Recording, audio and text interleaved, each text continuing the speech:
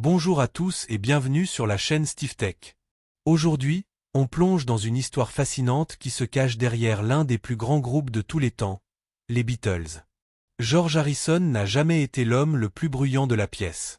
Il ne s'emportait pas, ne faisait pas de scandale, et élevait rarement la voix en public. Mais derrière ce calme apparent du Beatle silencieux se cachait une amertume discrète qu'il a portée durant ses années au sein du groupe et bien au-delà de la séparation. Il admirait, respectait, et aimait même ses camarades musiciens, pourtant l'un d'eux lui a causé plus de douleur que quiconque. Pour comprendre cette histoire, il faut remonter là où tout a commencé, dans un bus scolaire à Liverpool, où un adolescent portant une guitare usée a rencontré un garçon qui allait changer sa vie à jamais. C'était le début d'un lien fraternel qui allait évoluer de manière inattendue. George Harrison est né le 25 février 1943, le plus jeune de 4 enfants dans une famille modeste de Liverpool. Son père, Harold, travaillait comme receveur d'autobus, tandis que sa mère, Louise, encourageait très tôt l'amour de la musique chez son fils. Louise avait une grande passion pour le chant et écoutait même Radio India pendant sa grossesse, espérant que les sons étranges des sitars et des tablas apaisent son enfant à naître. Au début des années 1950, George dessinait déjà des guitares dans ses cahiers à la Liverpool Institute High School for Boys. Obsédé par l'idée de devenir musicien, il découvrit Heartbreak Hotel d'Elvis Presley en 1956, un moment qui déclencha en lui une folie pour le skiffle, le conduisant à former un petit groupe avec son frère et ses amis. Le véritable tournant survint lorsque George commença à prendre le bus scolaire avec Paul McCartney. Paul était un peu plus âgé, vif, et déjà proche d'un autre garçon nommé John Lennon. Paul et George se rapprochèrent grâce à leur amour commun des disques de rock and roll, s'enseignant mutuellement des accords et des astuces de guitare. Pour George, discret et impressionnable, la confiance de Paul était magnétique. En 1958, Paul arrangea une audition pour George auprès du groupe de John, The Quarrymen. John était sceptique, George n'avait que 15 ans, beaucoup trop jeune à ses yeux. Mais Paul insista, et dans un bus de Liverpool, George impressionna Lennon en jouant sans faute la partie principale de Raunchy. Cela suffit. Il fit désormais partie de leur monde. Dès le départ, cependant, George entra dans une histoire déjà dominée par Lennon et McCartney. Les deux garçons plus âgés avaient du charisme, un instinct pour la composition, et une complicité inébranlable. George suivait leur exemple, il était le petit frère qui traînait avec eux, avide d'apprendre, heureux de contribuer. Pendant un temps, cela suffisait. En 1962, lorsque les Beatles signèrent avec Parlophone sous la direction de leur manager Brian Epstein, George avait gagné sa place comme guitariste soliste du groupe, même si sa voix de compositeur était presque inexistante face à la domination de Lennon et McCartney. Quand la Beatlemania explosa en 1963 et 1964, Harrison gagna le surnom de Beatle silencieux. Pour la presse, c'était un titre romancé qui mettait en avant son introversion, mais pour ceux qui l'entouraient, cela révélait quelque chose de plus lourd. George commençait déjà à se sentir mis à l'écart. Tandis que John et Paul écrivaient les tubes, plaisantaient avec la presse et façonnaient l'identité du groupe, George observait depuis l'ombre. Il avait ses propres idées musicales, son propre sens de la spiritualité. Mais lorsqu'il essayait de contribuer en studio, sa voix était étouffée. On lui accordait 1 ou 2 chansons par album, rarement plus, et ses parties de guitare étaient souvent dirigées ou remises en question. Pourtant, les premières années furent davantage marquées par l'admiration que par le ressentiment. George admirait l'esprit de Lennon et l'énergie de Paul. Il voulait faire partie de leur cercle intime, et à bien des égards, il en faisait partie. Mais les graines de la frustration étaient déjà semées. Chaque fois qu'une chanson de Harrison était mise de côté, chaque fois que Paul corrigeait ses lignes de guitare, le Beatle silencieux se sentait plus invisible. Et ce qui avait commencé comme une proximité fraternelle avec Paul McCartney se transformait lentement, presque imperceptiblement, en quelque chose de plus sombre. Si vous trouvez cette histoire captivante dès le début, n'hésitez pas à vous abonner à la chaîne Steve Tech pour ne rien rater de nos explorations musicales et historiques. Commentez ci-dessous vos pensées sur les débuts des Beatles, et aidez-nous à atteindre rapidement 1000 abonnés et 1 million de vues en partageant cette vidéo avec vos amis passionnés de musique. Votre soutien fait toute la différence pour faire grandir cette communauté. Au milieu des années 1960, les Beatles n'étaient plus les joyeux garçons de Liverpool, ils étaient devenus le groupe le plus célèbre de la planète. Chaque disque battait des records de vente, chaque chanson semblait définir une génération. Pourtant, au sein du groupe, la dynamique changeait. Paul McCartney avait pris un rôle de plus en plus dominant en studio. John Lennon commençait à se tourner vers sa relation avec Yoko Ono, et George Harrison cherchait encore sa propre voix. Des albums comme Rubber Soul et Revolver commencèrent à révéler la croissance de Harrison en tant que compositeur. Des morceaux comme If He Needed Someone et Taxman prouvaient qu'il avait sa propre perspective distinctive. Taxman, en particulier, était audacieux. Une protestation en colère contre le système fiscal britannique, un sujet bien éloigné des chansons d'amour habituelles. John Lennon aida même George à polir quelques lignes, bien que ce fût à contre-cœur. Paul, quant à lui, avait l'habitude de prendre les choses en main. George se souvenait plus tard que Paul intervenait sans y être invité, dictant les arrangements ou modifiant des parties jusqu'à ce que George se sente comme un musicien de second plan dans son propre groupe. Le point de bascule survint lors de Sgt Pepper's Lonely Hearts Club Band en 1967. L'album reposait en grande partie sur la vision de McCartney, son concept, son perfectionnisme. George, de son côté, approfondissait ses intérêts spirituels. Il avait découvert le sitar et la musique classique indienne, l'intégrant dans des titres comme Within You Without You. C'était une chanson audacieuse et inhabituelle qui se démarquait sur le disque, mais l'expérience laissa Harrison partager. D'un côté, elle cimenta son identité comme force créative unique. De l'autre, elle souligna combien il y avait peu de place pour lui dans un groupe dominé par le tandem Lennon-McCartney. Lorsque le groupe commença à travailler sur le White Album en 1968, Harrison n'était plus satisfait de rester l'observateur silencieux. Il apporta certaines de ses meilleures compositions, des morceaux comme While My Guitar Gently Weeps. Pourtant, même là, il rencontra de la résistance. Frustré par l'indifférence de ses camarades, George fit appel à son ami Eric Clapton pour jouer la partie de guitare solo iconique. Un geste qui soulignait à quel point il se sentait exclu de son propre groupe. La présence de Clapton força les autres à prêter attention, un rappel que la musique de George méritait du respect, mais les affrontements avec Paul s'intensifièrent. L'approche méticuleuse de McCartney agaçait Harrison. Pendant les sessions d'enregistrement, Paul lui disait souvent comment jouer de la guitare, allant parfois jusqu'à jouer les parties lui-même. L'un des heurts les plus célèbres eut lieu avec le single Hey Jude en 1968. George voulait ajouter des riffs de guitare durant la longue coda de la chanson, mais Paul refusa, exigeant que l'espace reste dégagé. Pour George, il ne s'agissait pas seulement de notes. C'était le fait d'être constamment relégué au second plan. Il se sentait invisible, étouffé par la volonté de Paul de contrôler chaque détail. La situation ne fit qu'empirer pendant Abbey Road. George avait écrit Something, l'une des plus grandes chansons d'amour du rock. Frank Sinatra la qualifiera plus tard de plus belle chanson d'amour jamais écrite. George demanda à Paul de garder la ligne de basse simple afin de laisser respirer la mélodie. Paul l'ignora, jouant au contraire l'une de ses lignes de basse les plus élaborées et mélodiques. Pour les fans, c'était brillant. Pour Harrison, c'était un nouvel exemple de Paul qui ne respectait pas ses souhaits. Le ressentiment n'était plus caché, il était réel, personnel, et le rongeait de l'intérieur. À la fin de 1968, l'admiration pour Paul s'était transformée en toute autre chose. L'homme que George avait autrefois considéré comme un grand frère était désormais la source de ses plus grandes frustrations, et le Beatle silencieux qui élevait rarement la voix commençait à atteindre son point de rupture. En janvier 1969, les Beatles se réunirent au studio de Twickenham pour commencer à travailler sur ce qui deviendrait finalement Let It Be. L'idée, largement poussée par Paul McCartney, était de revenir à leurs racines. Enregistrement en direct, peu de surimpression, et même la possibilité d'un concert public. Mais ce qui devait raviver le groupe ne fit que révéler à quel point ils étaient fracturés. Pour George Harrison, ce fut la goutte d'eau. Les caméras tournaient pendant que le groupe répétait. Au lieu de camaraderie, elles capturèrent un malaise. John Lennon était distrait, souvent absent, davantage concentré sur Yoko Ono que sur le groupe.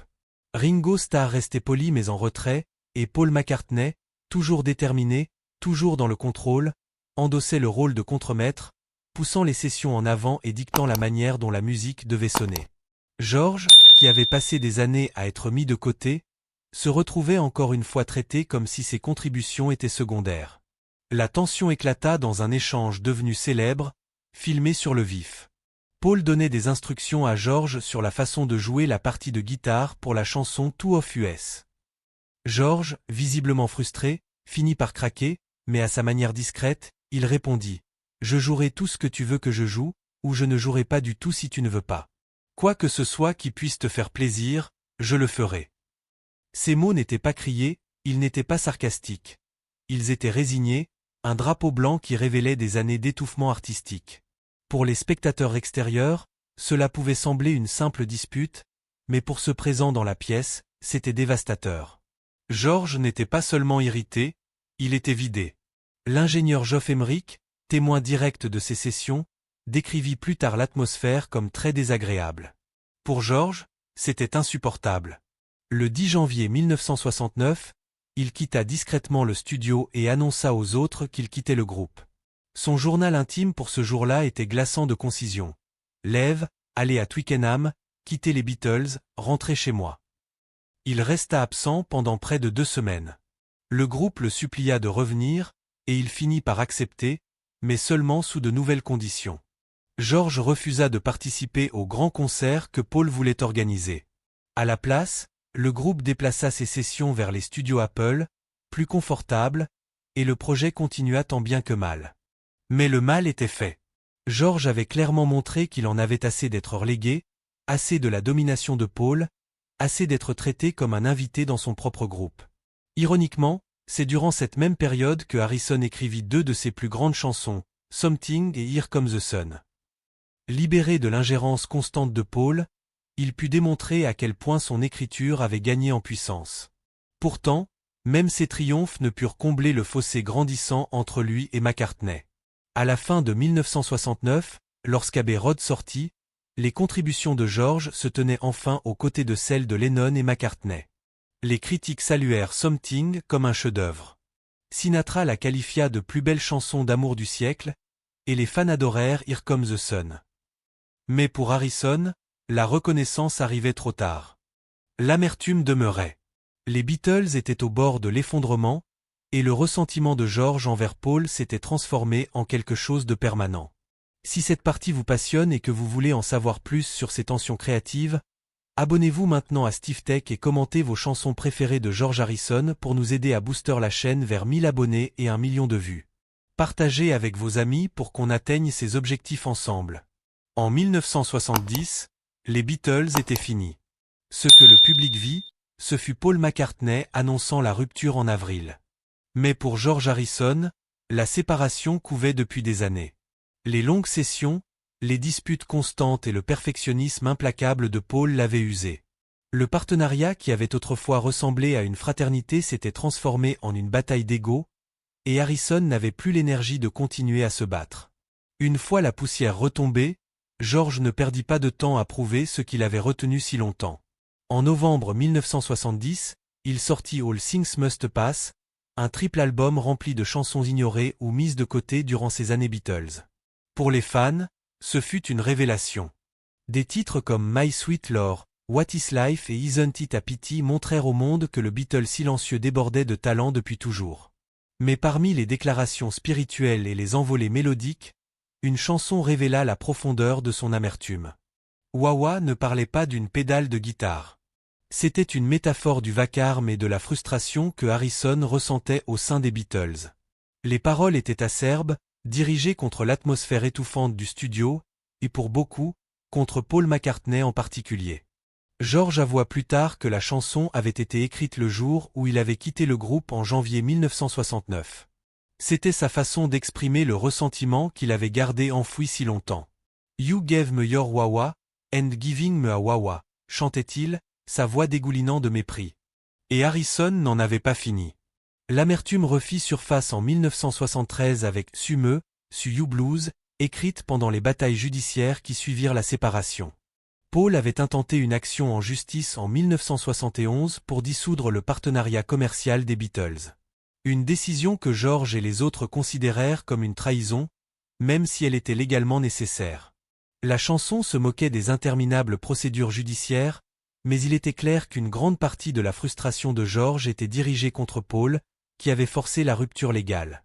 Pour Harrison, il ne s'agissait pas seulement de contrat. C'était la confirmation définitive que le groupe et son amitié déjà fragile avec McCartney étaient bel et bien terminés. Même l'ex-femme de George, Pattie Boyd, souligna plus tard à quel point la tension était forte. Elle décrivit comment George rentrait des sessions d'enregistrement durant les années Beatles, rempli de colère, surtout après s'être heurté à Paul. Il se tolérait, dit-elle, mais je ne pense pas qu'il se soit jamais vraiment aimé. Une vérité douloureuse qui expliquait pourquoi Harrison avait versé tant de venin dans son œuvre solo du début des années 1970. Et pourtant, même dans son amertume, l'art de Harrison brillait. All Things Must Pass fut un succès critique et commercial, l'imposant comme une force solo à part entière. Mais l'ombre de son ressentiment envers Paul planait lourdement sur son succès. Chaque fois qu'il interprétait Wah Wah, chaque fois qu'il plaisantait sur les procès et les trahisons, c'était le rappel de blessures qui n'avaient jamais guéri. Pour les fans, c'était exaltant de voir George enfin s'affirmer. Pour George, c'était amer. Il avait prouvé sa valeur, mais le prix en avait été un lien brisé avec l'homme qu'il appelait autrefois son frère. Et au fil des années 1970, la froide distance entre Harrison et McCartney ne montrait aucun signe de disparition. Au cours des années 1970, la carrière solo de George Harrison s'épanouit de manière inattendue. Son concert for Bangladesh en 1971 établit le modèle des concerts caritatifs modernes, tandis que All Things Must Pass demeurait un accomplissement monumental. Pourtant, même alors qu'il se forgeait une nouvelle identité, ses sentiments compliqués envers Paul McCartney n'étaient jamais bien loin. Tous les quelques années, ses vieilles blessures refaisaient surface, parfois sous forme de petites piques subtiles, parfois sous celle de confidences brutales. Lors d'une interview radio en 1974 avec Alan Freeman, George parla ouvertement de ses frustrations. Il admit, sans hésitation, qu'il n'avait aucune confiance en lui comme guitariste après des années passées dans l'ombre de Paul. « Il m'a ruiné comme guitariste », déclara Harrison d'un ton sec. Il ne voulait pas dire que Paul l'avait fait par malveillance. Ce qu'il voulait dire, c'est que des années de remise en question et de microgestion l'avaient vidé de toute confiance en lui. Venant de l'homme qui avait écrit While My Guitar Gently Weeps et Something, c'était un aveu dévastateur. Il révélait la profondeur des cicatrices psychologiques. La même année, George reconnut qu'il pourrait facilement rejoindre un groupe avec John Lennon, mais pas avec Paul. Paul est un excellent bassiste, dit-il, mais il est parfois un peu écrasant. Ce n'était pas dit avec méchanceté, mais avec une honnêteté fatiguée. Harrison respectait le talent de Paul, mais trouvait son perfectionnisme étouffant. Pour George, collaborer avec Paul signifiait renoncer à de l'espace créatif. Et au milieu des années 1970, il ne voulait rien d'autre que la liberté. La tension ne disparut jamais vraiment. Même s'ils construisirent chacun des carrières solo réussies, ils collaborèrent rarement. Il y eut des moments de civilité. George participa au projet de Ringo Starr, et Paul loua parfois le travail de George, mais la camaraderie de leur jeunesse s'était évaporée. À la fin des années 1980, Harrison trouva une véritable joie créative avec les Traveling Wilbury, entourés d'égos comme Bob Dylan, Roy Orbison, Tom Petty et Jeff Lynne. Avec eux, il se sentait respecté, libre de créer sans être rabaissé. C'était le genre de fraternité musicale qu'il avait toujours recherché mais qu'il n'avait jamais vraiment trouvé au sein des Beatles. Quand le projet A Beatles Anthology vit le jour au milieu des années 1990, les membres survivants se réunirent pour compléter les démos de Lennon Free à Bird et Real Love. Pour le public, ce fut un moment historique de réconciliation. Mais en coulisses, les vieux schémas refirent surface. Le producteur Jeff Lynne se souvenait que George levait les yeux au ciel chaque fois que Paul devenait trop autoritaire. Paul lui-même admit plus tard, on s'agaçait mutuellement, mais on a tenu bon. La vérité, c'est que la tension ne disparut jamais vraiment, même 3 décennies après la séparation. Les interviews de cette période révélèrent la même distance glaciale. George pouvait se montrer poli lorsqu'on l'interrogeait sur Paul, mais il exprimait rarement de la chaleur. À un moment donné, lorsqu'on lui demanda s'il regrettait d'avoir fait partie des Beatles, George répondit sèchement, « Pas avec les autres. » Non. C'était une remarque cinglante, du genre que seul George pouvait formuler. Calme, posée, mais indéniablement tranchante. À la fin des années 1990, George Harrison s'était largement retiré de la vie publique. Il consacrait davantage de temps à sa famille et à son vaste domaine de Friar Park, où il pouvait jardiner, jouer de la musique en privé et échapper aux pressions qui avaient marqué la plus grande partie de sa vie. Mais derrière ce calme, Harrison livrait une bataille qu'aucune guitare ne pouvait gagner. En 1997, on lui diagnostiqua un cancer de la gorge. La radiothérapie lui offrit une brève rémission, mais la maladie revint, se propageant à ses poumons puis à son cerveau. Le Beatle, autrefois silencieux, le devint plus encore, se retirant de la célébrité alors qu'il affrontait ses dernières années. Même dans la maladie, l'esprit vif de George ne disparut jamais complètement. Lors de l'une de ses dernières apparitions publiques dans un chat en ligne en 2001, un fan lui demanda « Est-ce que Paul t'énerve encore ?» George répondit non pas directement, mais par une citation espiègle d'un proverbe victorien « Ne scrute pas un ami à la loupe. Tu connais ses défauts, alors laisse passer ses faiblesses. » C'était philosophique, élégant et indéniablement pointu. Il reconnaissait les défauts sans nier l'histoire. C'était l'essence même de George Harrison. Malgré tout, il y eut un dernier moment de réconciliation. Alors que l'état de George s'aggravait fin 2001, Paul McCartney lui rendit visite à New York. La rencontre fut calme, dépouillée du bruit et de la compétition qui avaient marqué leur relation. Ils s'assirent ensemble, se tenant par la main, chose qu'ils n'auraient jamais faite dans leur jeunesse. Paul décrivit plus tard cette rencontre comme un rêve, c'était mon petit frère. Nous avons plaisanté. Nous avons parlé de choses absurdes. C'était comme si nous rêvions. Dans ces derniers jours, l'amertume semblait s'être dissipée, remplacée par le lien simple de deux hommes qui avaient grandi ensemble, survécu à une célébrité inimaginable ensemble, et à leur manière, s'étaient profondément aimés. Si cette seconde partie du corps vous a captivé avec ses détails sur la carrière solo et les tensions persistantes, abonnez-vous à Steve Tech et laissez un commentaire sur votre opinion concernant la réconciliation finale. Ensemble, on vise les 1000 abonnés et 1 million de vues, partagez cette vidéo pour accélérer le mouvement. Le 29 novembre 2001, George Harrison mourut à l'âge de 58 ans, entouré de son épouse Olivia et de son fils Danny.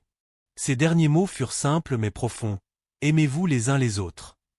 Pour un homme qui avait passé une grande partie de sa carrière éclipsée et souvent amère, ce fut une déclaration finale de paix. Dans les jours qui suivirent, les hommages affluèrent du monde entier. Paul McCartney était visiblement bouleversé. S'adressant aux journalistes, il qualifia George de brave gars et le désigna une fois encore comme son petit frère. Il demanda aux fans de se montrer bienveillants envers Olivia et Danny, louant George comme un homme d'humour, de force et de talent immense. Le producteur George Martin se souvint de lui comme d'une star réticente, quelqu'un qui n'avait jamais vraiment voulu de la gloire, seulement la possibilité de faire de la musique et de mener une vie pleine de sens.